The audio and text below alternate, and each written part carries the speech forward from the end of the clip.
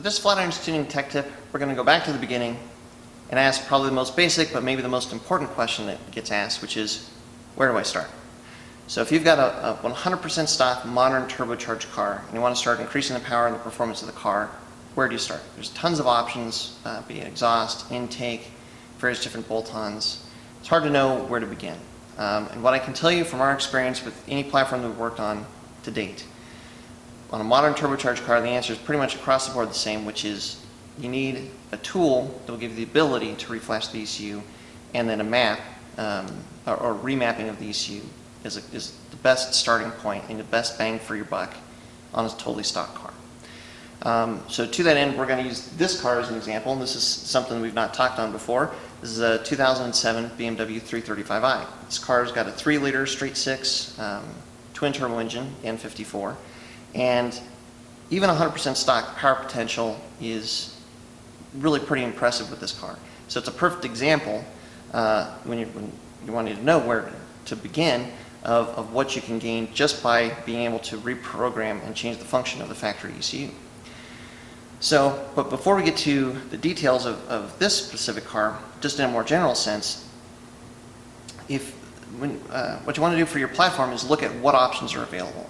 What tools are out there that allow you to reflash your ECU, and just like any other tool, you want to look at what gives you the best functionality. The reflashing tool that we like the best is the Cobb access port. The reason is because of all the functionality that it gives. So it is a tool that lets you reprogram the factory ECU, certainly. Cobb has a designated upgrade path for basically any car that they offer the access port for. So not only do you have maps for stock cars, but you have maps for a lot of other options. They give you kind of a roadmap, an upgrade roadmap to get to stage 2 plus, whatever they call it maybe for a certain platform, that you can follow, and you have maps all along the way. And then beyond that, you can work with Cobb tuners to create custom maps for your car so that it's going to run properly if you go beyond the path that Cobb has laid out.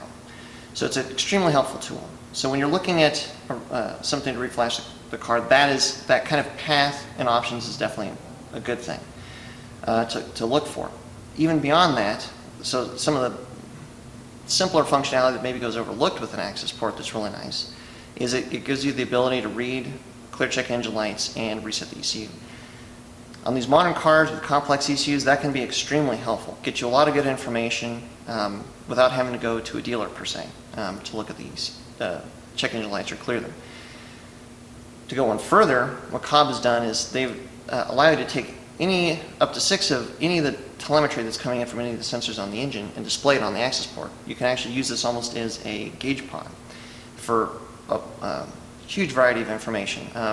Air fuel ratios, front of 2 sensors, intake air temperature, timing, fueling, injector duty cycle, boost pressure. I mean, the list goes on. And you can pick up to 6 of those and display them in real time as you're driving. That's a huge advantage in giving a window into what your car is doing. And if you're going to start increasing the car's performance, getting that information, seeing what the car is doing, how the engine is running, that's hugely helpful.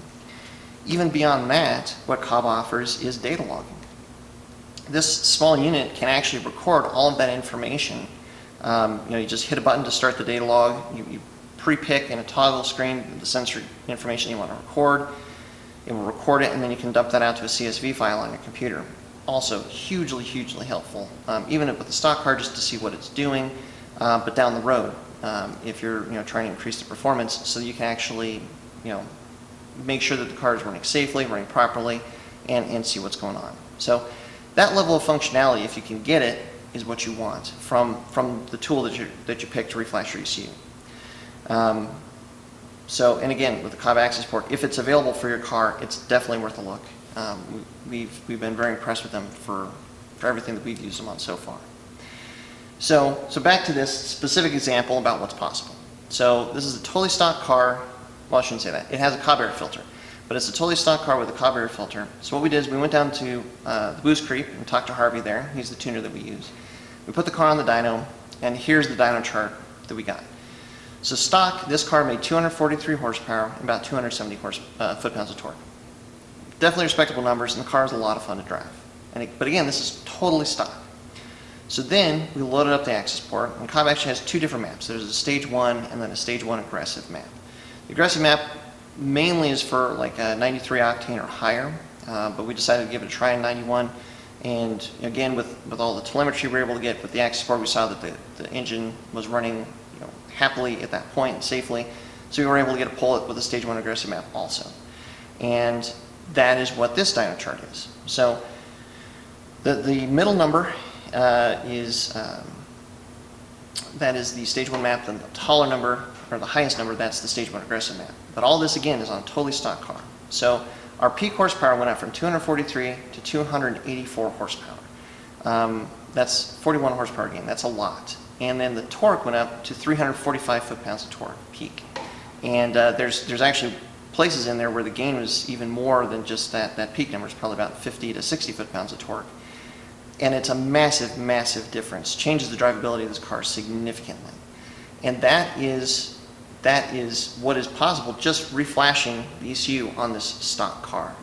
So that is why reflashing the ECU is the best place to start, because you can basically take advantage of all that untapped potential that's there that the manufacturer maybe left. But again, like we mentioned at the beginning, it also gives you the tool that down the road, if you want to go beyond stage 1, you have the ability to have the proper calibration on the ECU to go with the other parts you're bolting on the car. It's a big advantage because, one, it means that the car is going to run properly. You won't have drivability issues. You won't have safety issues. Depending on the platform, perfect example would be Subarus and intakes. They are very, very sensitive to changes in the intake calibration.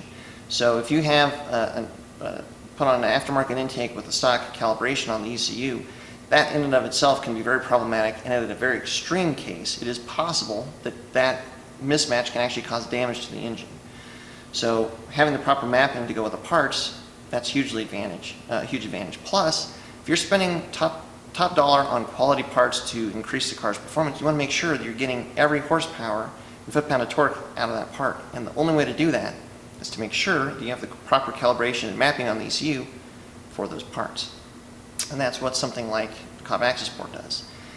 So you want to make sure that you've got the best functionality and the right fit for what you want to do with the car, and a good progression for how you're going to basically develop the car over time. And that's why having the right tool and asking the right questions at the beginning is a great step. Because if you do all of that due diligence at the beginning and have a good foundation, then down the line, years down the line, that tool is still going to be working for you. It's still going to allow you to work with the tuner that you like to work with, so that you've got getting the maximum power and potential out of the car years down the road.